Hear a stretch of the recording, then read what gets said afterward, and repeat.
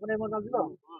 चलो प्रख्यात କଣ୍ଠଶିଳ୍ପୀ ଅଭିଜିତ ମଜୁମଦାର ଆଜି ପୁରା ଗୁରୁତର ଭାବରେ ଭେଣ୍ଟିଲେଟର ମଧ୍ୟ ଲାଗିଛି ଏବଂ ଡାକ୍ତର ମଧ୍ୟ ଏକ ପ୍ରକାର ବ୍ରେନ୍ ଡେଡ୍ ବୋଲି ଘୋଷଣା କରିସାରିଲେଣି। କଣ ରହିବ ଆପଣ ନିଜେ ଯାଇଥିଲେ ମୁଁ ଏବେ ଜଷ୍ଟ ଫେରୁଛି ଏମ୍ସ ରୁ ସାଙ୍ଗେ ସାଙ୍ଗେ ତାଙ୍କ ୱାଇଫ୍ ସହିତ ପୁଅ ସହିତ ଭେଟ କରିକି ଆସିଲି ଏବଂ ଅଭିଜିତ ମଜୁମଦାର ଯୋଉ ଅବସ୍ଥାରେ ଅଛନ୍ତି ତାଙ୍କର ବ୍ରେନ୍ରେ ପ୍ରୋବ୍ଲେମ୍ ରହିଛି ପ୍ଲସ୍ ତାଙ୍କର ଲିଭରର ପ୍ରୋବ୍ଲେମ୍ ରହିଛି ଏ ଦୁଇଟା ଏବଂ କଟକରୁ ଯେତେବେଳେ ସେ ଅଶ୍ୱିନୀ ହସ୍ପିଟାଲରୁ ଆଇଲେ କୋଉଠିକି ଏମ୍ସ ଆସିଲା ପରେ ଏବେ ତାଙ୍କ ପୁଅ ସାଙ୍ଗରେ ମୁଁ କଥା ହେଲି ପୁଅ କହିଲେ ଯେ ବାବାଙ୍କର ଟିକେ ଆଖି ଜଷ୍ଟ ଖୋଲିଛି ଏଇଠି ଏଠି ଇମ୍ପ୍ରୁଭ୍ ଟିକେ ହେଇଛି ଏଠି ସେ ଯାହା କହିଲେ ଯେ ଟିକେ ଇମ୍ପ୍ରୁଭ୍ ହେଇଛି କିନ୍ତୁ ଏତିକି ମୁଁ କହିବି ଆପଣଙ୍କ ମିଡ଼ିଆ ମାଧ୍ୟମରେ ଯେମିତି ପିଣ୍ଟୁ ପାଇଁ ମୁଁ ଦିଲ୍ଲୀ ନେଇକି ଯାଇଥିଲି ମୁଁ ଗୋଟାଏ କଥା କହିବି ଯେ ଓଡ଼ିଶାର 4.5 କୋଟି ଓଡ଼ିଆ ଯୋଉ ଅଭିଜିତ ମଜୁମଦାରଙ୍କ ଗୀତ ଶୁଣିକି ଏଣ୍ଟରଟେନମେଣ୍ଟ ପାଆନ୍ତି ସେମାନେ ଅବିକା କେବଳ ଦବା ଆଉ ଦୁଆ ଦବା ତ ଏମ୍ସ ଦେଇଦେବ କିନ୍ତୁ ଦୁଆ ପାଇବା ପାଇଁ ପ୍ରତ୍ୟେକ ଘରେ ଲୋକମାନେ ଟିକେ ଭଗବାନଙ୍କୁ ଡାକିଲେ ସିଏ ଫେରି ଆସି ଆମ ସାଙ୍ଗରେ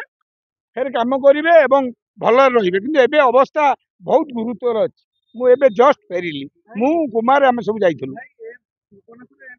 କିଛି ଇମ୍ପ୍ରୁଭ୍ ନ କଲା ଆପଣ କହିଲେ ପିଣ୍ଟୁ ନନ୍ଦକୁ ନେଇଥିଲେ ଆଗାମୀ ଦିନରେ ଆପଣ ଦିଲ୍ଲୀ ନେଇକି ମୁଁ ଦିଲ୍ଲୀ ନେଇଯିବିନି ସମସ୍ତେ ନେଇକି ଯିବେ ସେଇଟା ବଡ଼ କଥା ନୁହଁ ଦିଲ୍ଲୀ କଥା କଥା ହଉଛି ଏବେ ଯୋଉ ପୋଜିସନରେ ଅଛି ଏମ୍ସରେ ଯୋଉ ଡକ୍ଟର ମାନେ ଲାଗିଛନ୍ତି ଯୋଉ ଟିମ୍ ଲାଗିଛନ୍ତି ତ ସେମାନେ ଯେମିତି ହଉ ଏଇଠି ଇମ୍ପ୍ରୁଭ୍ କରେଇବେ ମତେ ଲାଗୁଛି ଆଉ ଯଦି ନହେଲା ଯଦି ବାହାରକୁ ନେଇକି ଯିବାକୁ ପଡ଼େ ଆମେ ଗୁଣ୍ଡୁଚିମୂଷା ଭଳିଆ ପଞ୍ଝାଟା ଏକ ଅଛୁ କାରଣ ଆ ପୂର୍ବରୁ ଅଶ୍ୱିନୀରେ ଯୋଉଦିନ ଥିଲେ ମୁଁ ବି ଯାଇକି ଅଶ୍ୱିନୀ ମ୍ୟାଡାମକୁ ଯିଏ ଦେଖୁଥିଲେ ତାଙ୍କୁ ମୁଁ କହିଥିଲି କୌଣସି ପଇସା ପାଇଁ ଯେମିତି ଅଭିଜିତ ମଜୁମଦାରଙ୍କର ଅସୁବିଧା ନ ହୁଏ ଆଉ ଏଠି ଏତିକି କହିବି ଯେ ଏଠି ପୁରା ଡକ୍ଟର ଟିମ୍ ଲାଗିଛନ୍ତି ଏବଂ ଅଭିଜିତ ମଜୁମଦାର ବହୁତ ଜଲ୍ଦି ସୁସ୍ଥ ହେଇପାରିବେ ଗୋଟିଏ ଯୋଗେ କେବଳ ଆମକୁ ଦବା ଆଉ ଦୁଆ ଦରକାର ଆଉ ଓଡ଼ିଶାବାସୀଙ୍କର ଦରକାର ମୁଁ ତ ଭଗବାନଙ୍କୁ ଡାକୁଛି ଆପଣମାନଙ୍କ ମିଡ଼ିଆ ମାଧ୍ୟମ ଜରିଆରେ ମୁଁ ଓଡ଼ିଶା 4.5 କୋଟି ଲୋକଙ୍କୁ କହୁଛି ଆପଣ ଟିକେ ଭଗବାନଙ୍କୁ ଡାକନ୍ତୁ ଏବଂ ଅଭିଜିତ ମଜୁମଦାର ଫେରି ଆସି ଆମର କଞ୍ଚା ହଳଦୀ ଗୀତ କରିବେ କିଛି ଅସୁବିଧା ନାହିଁ ଧନ୍ୟବାଦ ଆଜ୍ଞା ଆଜ୍ଞା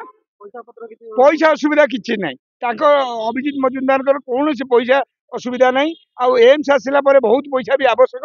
ନାହିଁ ଏତିକି ହେଲା କଥା ଥ୍ୟାଙ୍କ ୟୁ ରାଜ୍ୟ ସରକାର ଏତିକି କହିବି ଯେ ଯାହା ଫୋନ୍ ଫାନ୍ କରି ସେ କରିଥିବେ ମତେ ଲାଗୁଛି କାରଣ ଇଏ ଓଡ଼ିଆ ଅସ୍ମିତା କଥା ନା